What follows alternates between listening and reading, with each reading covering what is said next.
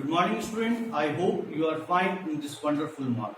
So, student, in the previous class, we discussed about the processing of fiber into wool, which included 8 different steps, which we already discussed. That was shearing, scouring, sorting, and combing.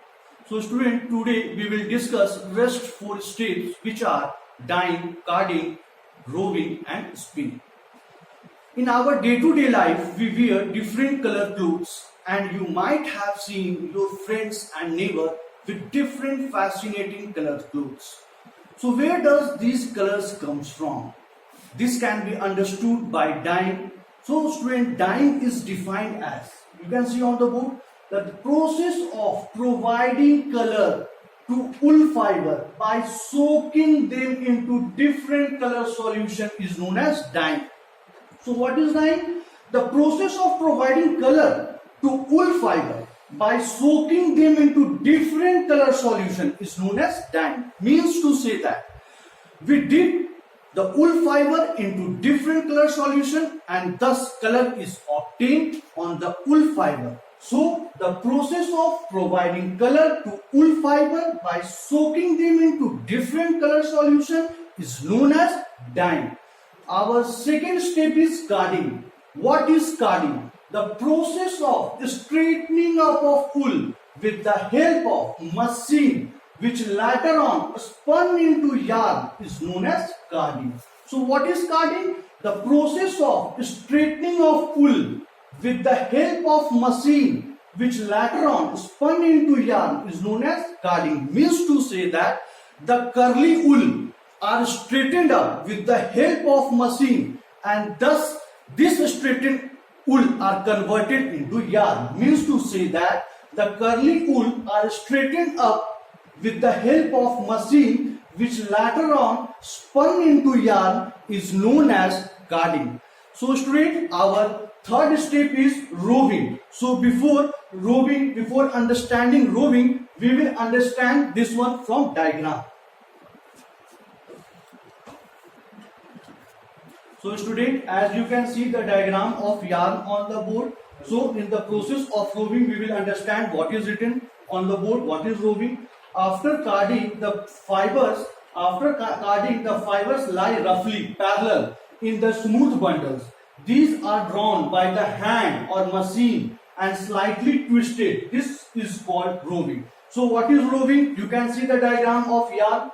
So student, in the process of roving, what we do, which is obtain these narrow thick bundles which are together formed by interlink of fiber. This process is known as roving and it is obtained by the carding process. So student, what we do, we will pull out this fiber from the yarn or smooth bundle by the help of hand or machine. We will pull out the fiber from the hand or machine, which we will slightly twist, and this process is known as roving. So student, what is roving? The process of pulling out of the fiber from the yarn or smooth bundle with the help of hand or machine. So this process is known as roving. Now our second or the last method is spinning. What is spinning? Twisting the fiber together or attachment, twisting the fiber together or attachment of fiber to one another with the help of machine is called spinning. So student, in the process of spinning, we will see this also with the help of diagram, what happened in the process of spinning. So student, in spinning, what happens?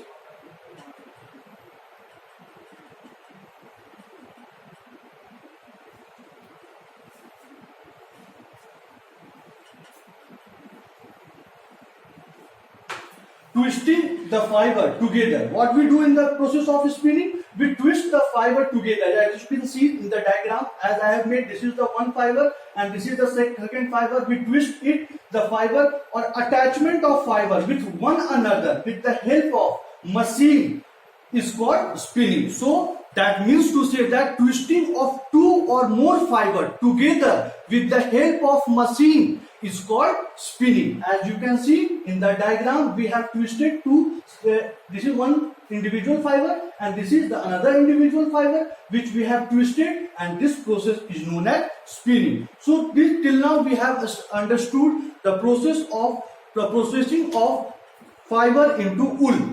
Now we will understand what are the uses of wool. The first uses of wool is knitting and the second one is grabbing. In the uses of wool, the first step is knitting and the second step is grabbing. So what is knitting? To form sweater, shawl, gloves, cap, etc. This process is known as knitting. Means to say that weaving of wool fiber with the help of needle that you might have seen in your home, your mother or your grandmother must be doing to prepare or to form sweater, cap, gloves is known as knitting. So what is knitting? To form sweater, shawl, gloves, cap with the help of needle. This process is known as knitting.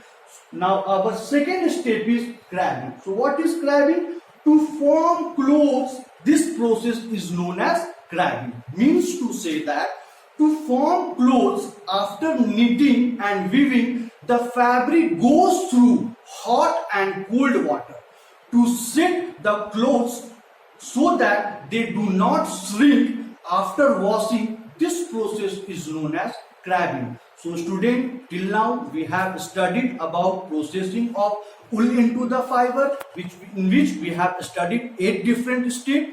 Uses of wool, in which we have read about knitting and grabbing, 2 different steps. Till now we have understood. So now we are going to discuss another type of fiber which is known as silk fiber. As you can see on the board, it is written silk.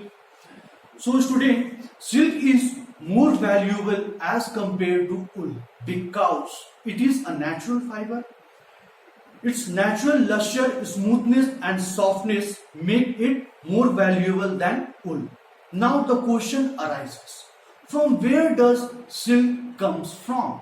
Silk is obtained from caterpillar of silkworm known as Bombyx mori. The caterpillar of Bombyx mori is known as silk moth. Looking after, feeding them and taking care with improper environment for obtaining silk from silk moth, this process is known as sericulture. Now student, we will see what is written on board. Why silk is most valuable fiber?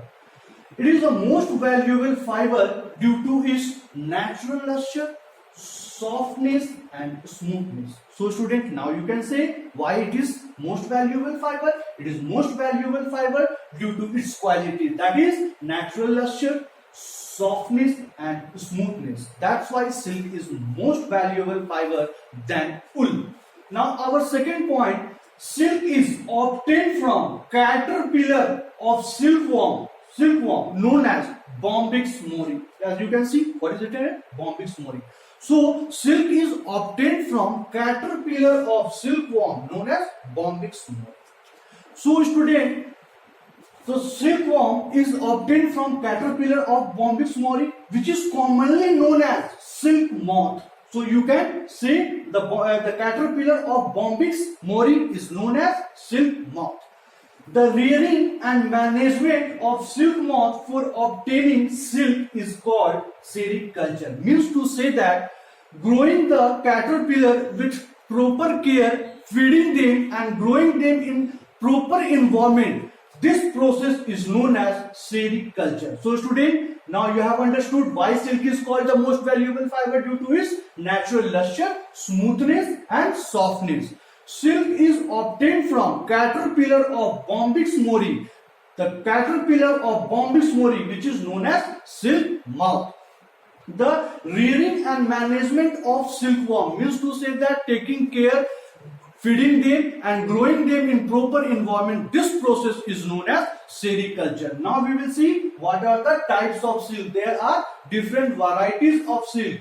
The first variety of silk is Muga silk. The second variety of silk is Tusar silk. The third variety of silk is Iris silk, and the fourth variety of silk is Mulberry silk. There are different varieties of silkworm, but Bombyx mori is the special variety of silkworm from which we obtain silk. So student, we have understood what is silk, why it is called most valuable fiber than wool, because due to its softness, smoothness and natural luster. Silk is obtained from Bombyx mori. Its caterpillar is known as silk moth, and the process taking care and growing them in proper environment, this process is known as sericulture. The types of silk are Muga silk, Tusar silk, Iris silk and Mulberry silk.